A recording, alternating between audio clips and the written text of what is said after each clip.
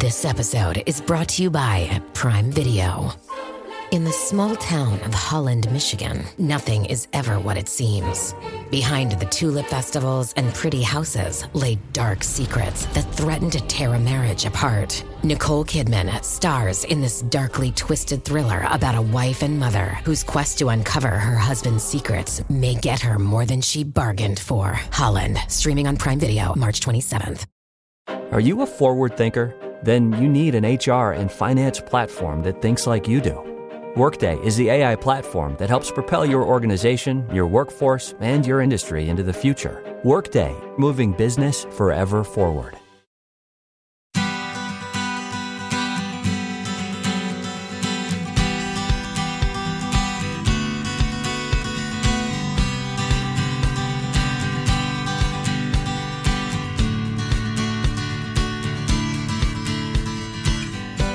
Welcome to the Parent Footprint Podcast with Dr. Dan. I'm your host, Dr. Dan, and our goal and mission at Parent Footprint is to create a loving world with more compassionate people, one parent and one child at a time.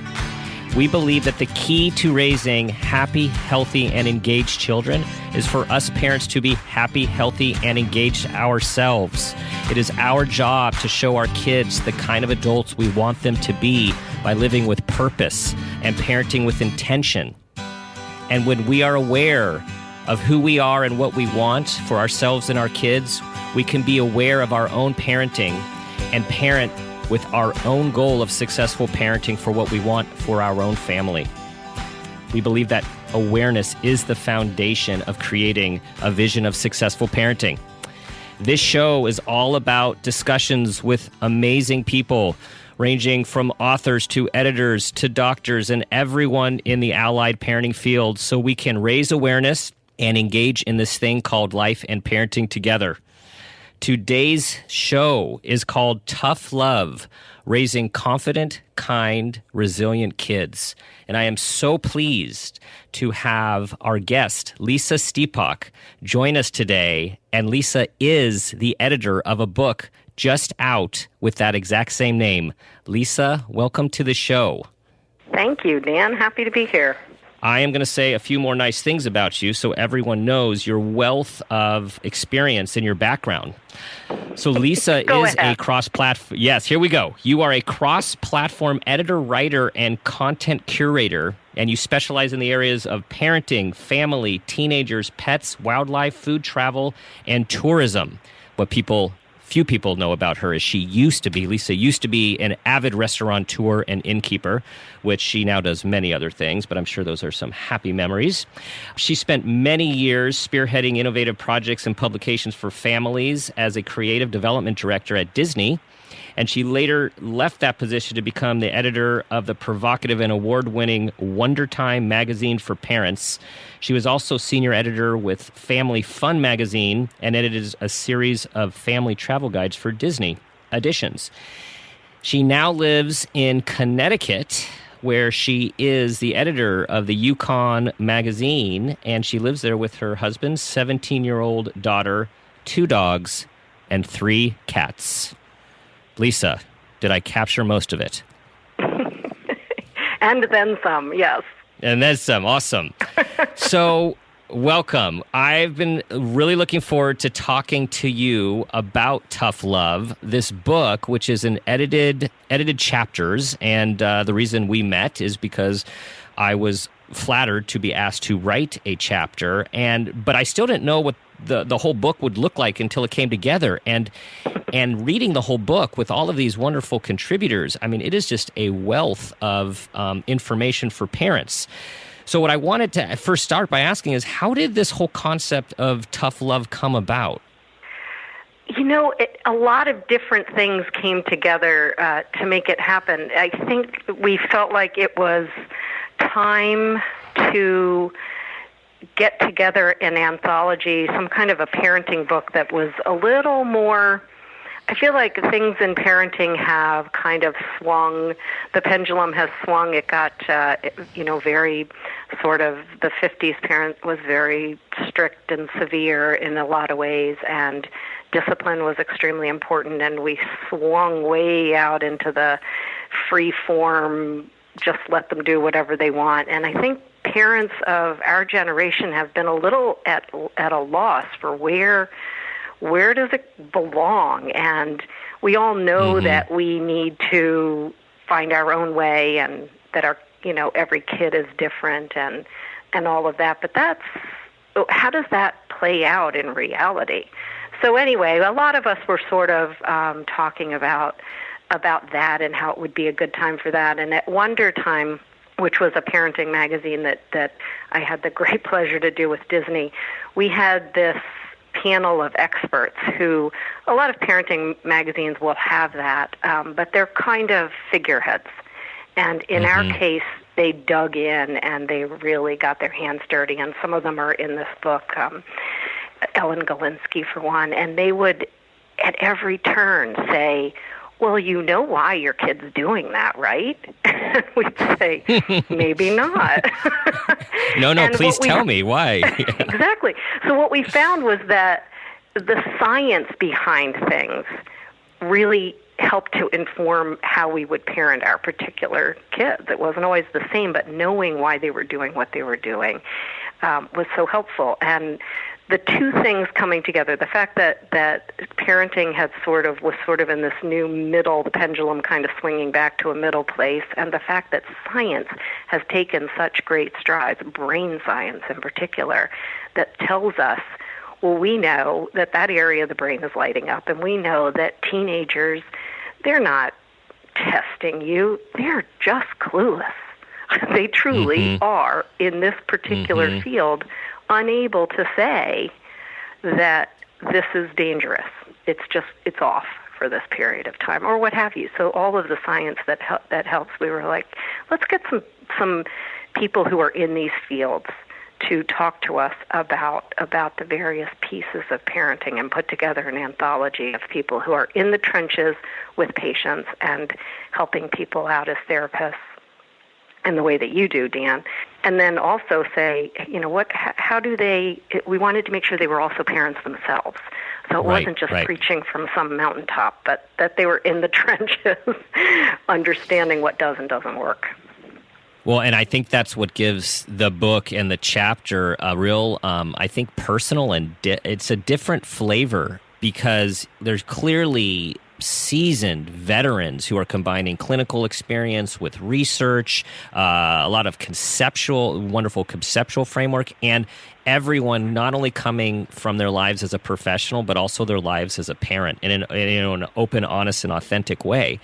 And I think what's also provocative about the title and the concepts is this whole idea of tough love, because when this is a few years back when this was all starting with the book, and there was this big, the talk is about nurturing and collaborating, and even though I agree the pendulum has been swinging and has needed to swing, still the idea of tough love was like this pow sort of title. So I'm sure it was chosen very carefully. And was there some work and some debate that went into that?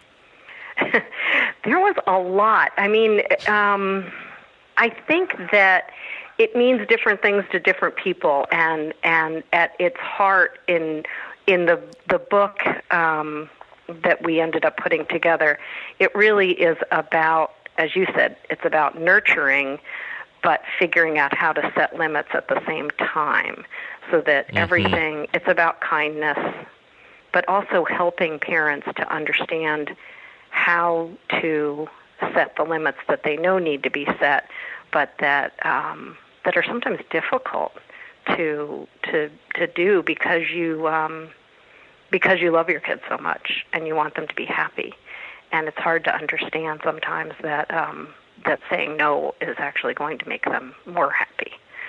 So it's not necessarily in the moment, but maybe shortly thereafter, right? That's so hard in the moment sometimes. It's so hard in the moment. And, you have teenager, I have some teenagers. It's like this vacillation between you want to connect with them and at the same time need to hold firm and be a parent too. I'm just thinking about our oldest, who's now 17, like yours, like your daughter. I remember when she was I have this vivid memory. She was in middle school and she was just starting to exert her independence. And she started to ask for these things that were just like, my wife and I like, what? How could she ask us to go to these people's houses and sleep over and we don't even know? Or how could she really think we're going to let her stay out that late? And I remember one time I said, sweetheart, I'm on the phone with her, and her friends are in the background, and I said, I can't believe you are continuing to ask us this. And she said, Dad, I don't expect you to say yes. I'm just asking. And it was this whole realization. Here I am getting all flustered when she's just, testing the boundaries, and I think half hoping we would have said no to some of these things that she was asking. That's such a key, right? Actually, in Ellen Galinsky's chapter, because she does, as you know, the Work and Families Institute, and they do a lot of polling and a lot of studies, and she does them with parents and kids, and they got that is what kids said. They said over and over again how relieved they were when their parents said no, because they felt like they had to try and ask and tell their friends that that's what they were doing. But boy, when they're asking you, they don't act like they know that. They really seem 100% hell-bent on getting a yes. So they certainly do. It's good to have this other information. It is. So there's so many chapters. You talk about Ellen's chapter, and I was actually blown away with the years of data, and not only years, but the quantity of people interviewed over time was just, you just can't argue with that sort of data. So that was one chapter that stuck out for me. What about, I'm guessing that you had one or two that were really resonated with you as you were going through the book? Yeah, there are certainly some that speak more personally to me. I mean, you mentioned Ellen's, and one thing that she has in her chapter that I think about all the time is data that shows, too, that with teenagers, they actually want to spend time with you at the exact same time that they're acting like they don't. I remind myself of that all the time. Because, of course, with a 17-year-old daughter, she could not act less interested. And sometimes I just go back and read that part with that data that says, they admit that part of the reason that they're acting that way is that they know, just like we know, that their time is coming to a close, and they're scared of it and sad of it, and that's how they react. So you just batter them with attention and kindness. And you know what? And the other, yeah.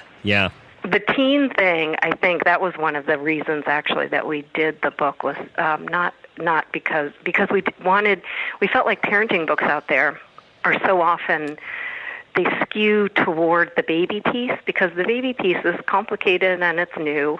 But man, when you're done with it, you're just done with it. And there's so much more that's harder. And so we thought, let's forget the babies. Let's start with school-age kids, and let's not stop when it gets really hard when they're teens. Let's force every single person to really dig in and talk about that whole spectrum, from when they first start to school to when they get older, and give anecdotes about their own kids and the patients that they've had who they've been able to help across that spectrum. That's one of the things I like most about it. But for me, right now, and in the last few years, I have to say that Michael Bradley's chapter on parenting the new millennium teen is a big favorite. I have to go back and reread that constantly because, it just cracks me up, and I want to be like him.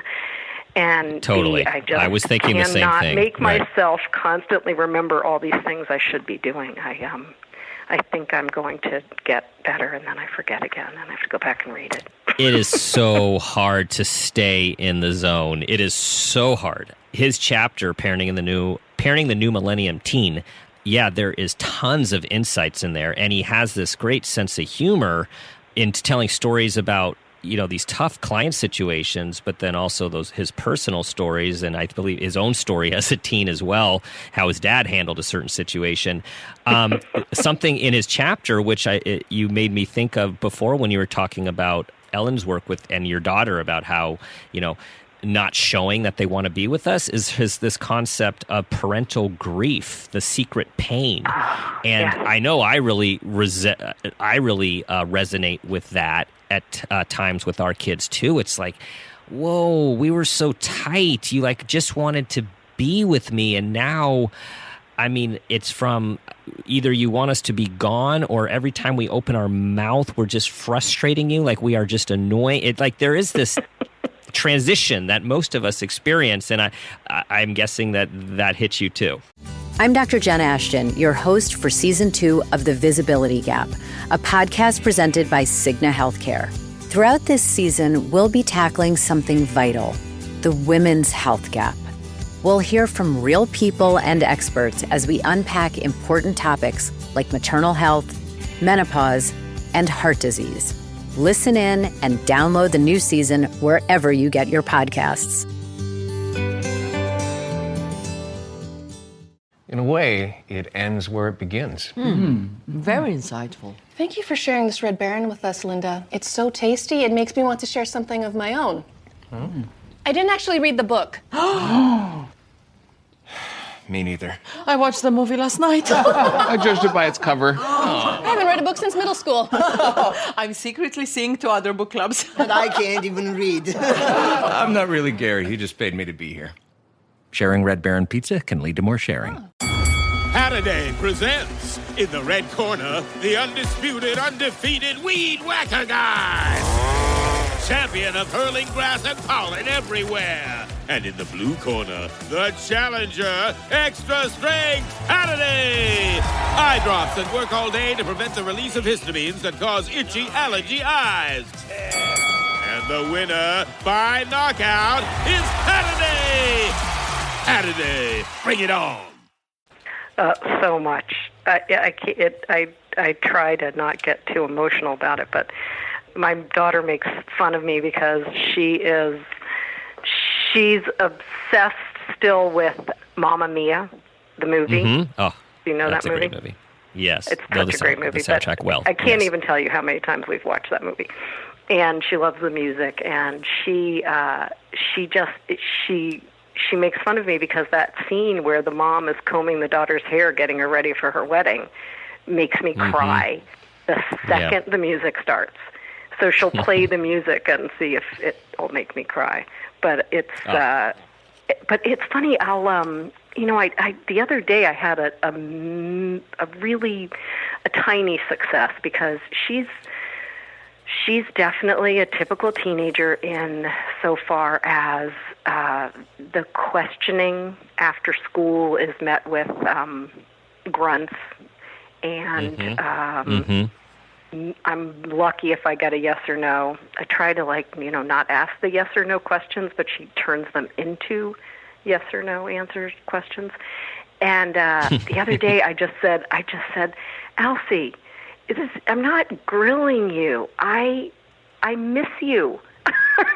I said, I just want to talk to you because when we were on Block Island, it was so tiny a place. I said, I had to be with you all the time. So you couldn't be at drama without me also helping out at drama. And I was always driving you and your friends everywhere. And I said, I really miss you. And oh my gosh, I could see. She actually, for a half a second, thought about me as a person and not a parent. And she actually gave up some intel. It was brief, but it was good.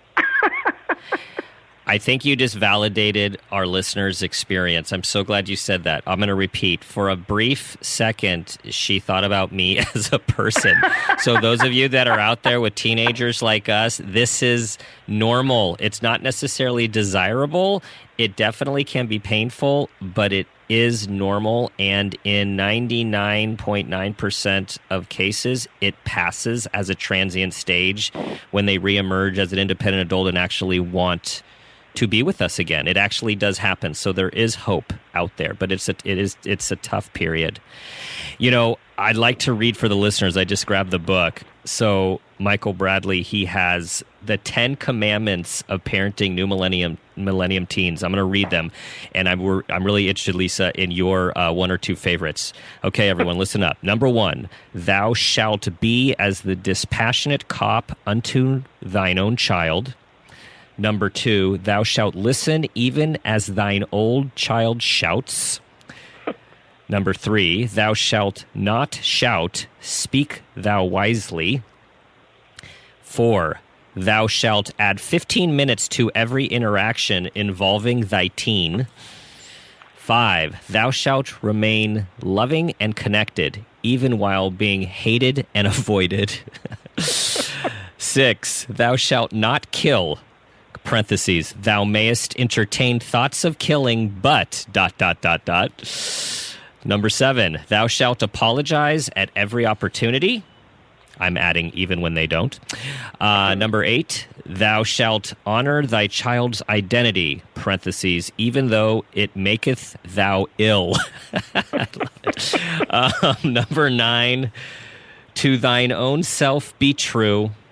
And number 10, this too shall pass. Words of wisdom. I know. I wish we had time to read the diatribes that come after each one because they're hilarious.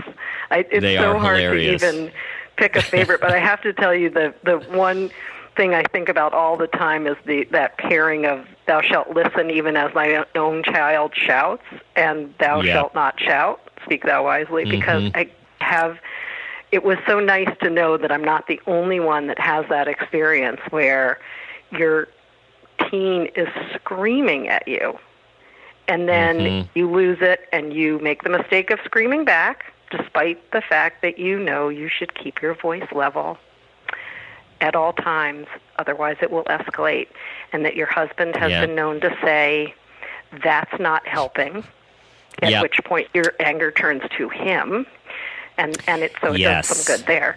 But how many people have had that experience where you're in that, and when you finally do lose it and shout back at them, they say, Mom, stop yelling at me.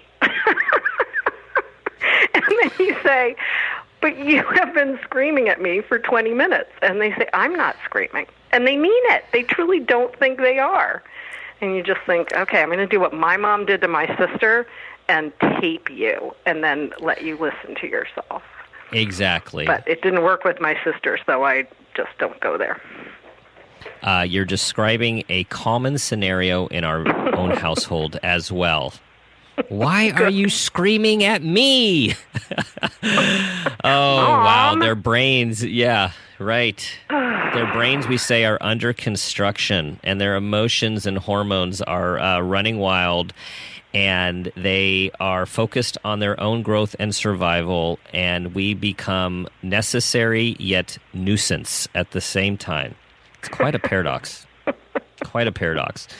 Okay, so as a veteran mother of a teen and as editor of the ToughLove book, do you have a strategy that you think that as you've been getting your wisdom here that you would recommend to the listeners, something that has really, it's worked. It's really worked. I wish I had one strategy. I don't. I have to tell. That's why I'm constantly going back to this and reading different parts of it.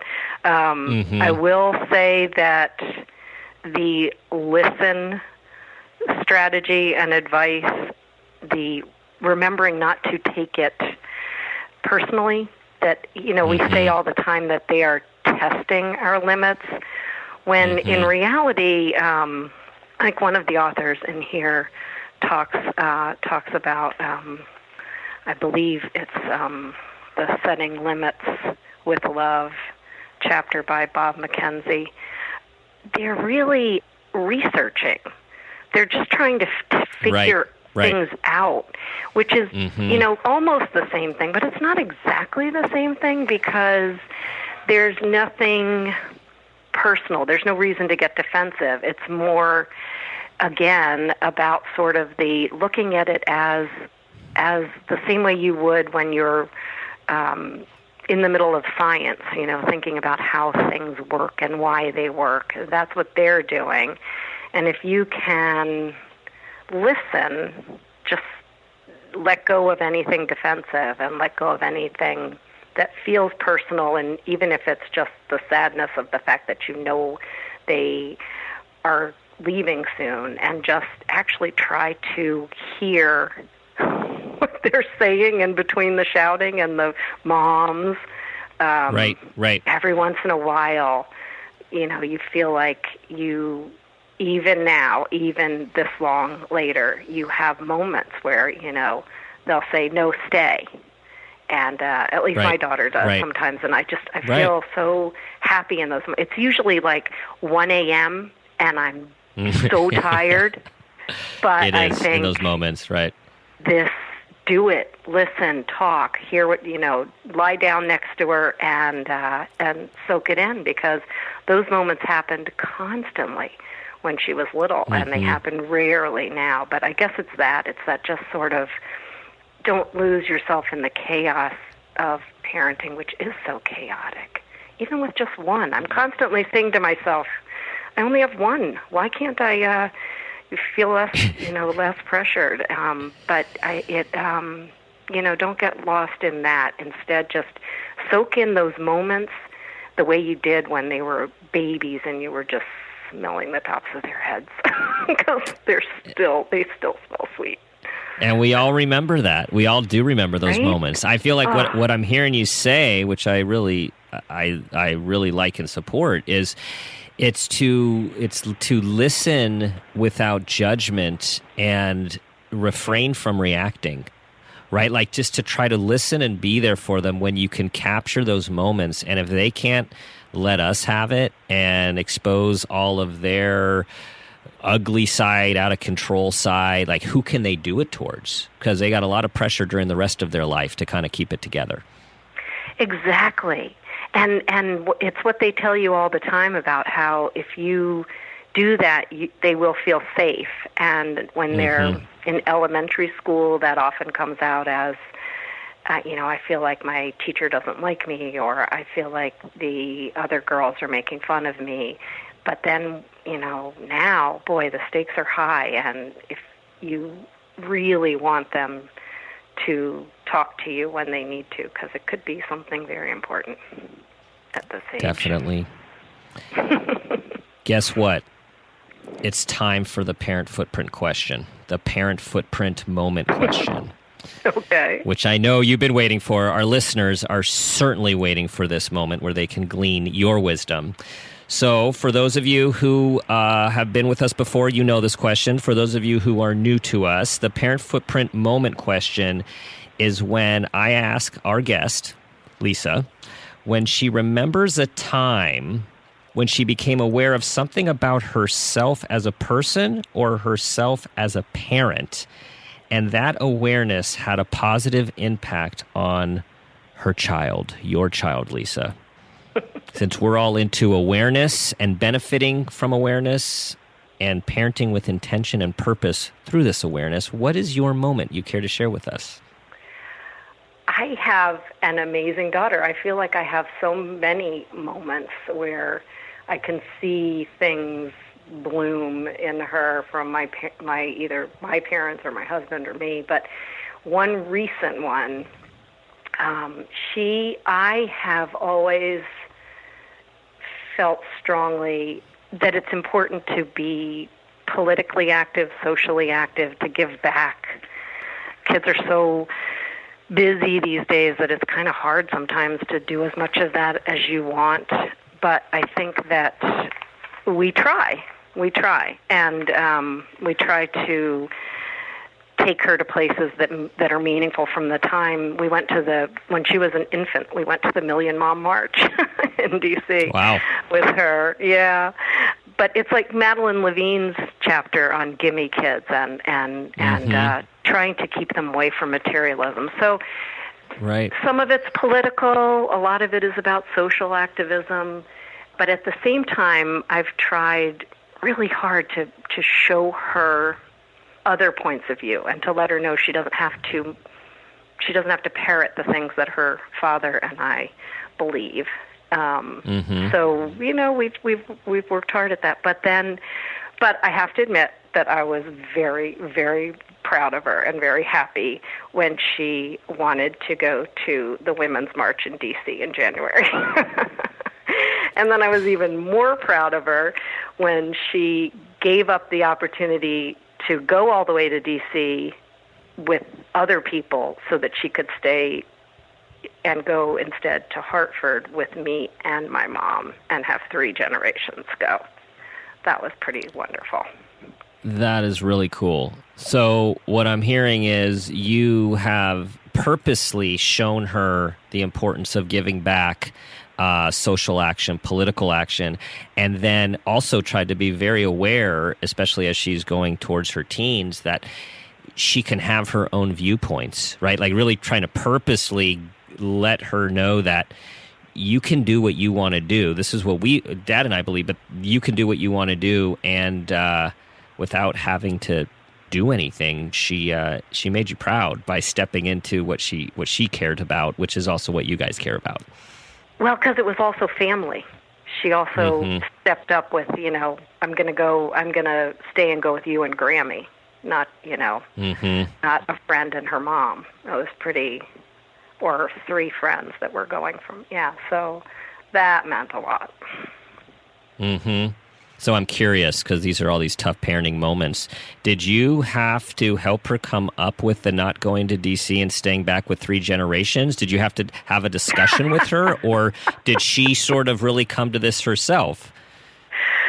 I think it was a mix. I think I was trying very hard to plant seeds because, like, on the way to school every day, I would talk about the planning and how it would work if we all went on a bus, because I couldn't figure out, my mom is in great shape, but she's 79. So I thought, I don't know, how would that be? And so it was sort of thinking out loud. And I think I probably pressured her a little bit without really meaning to.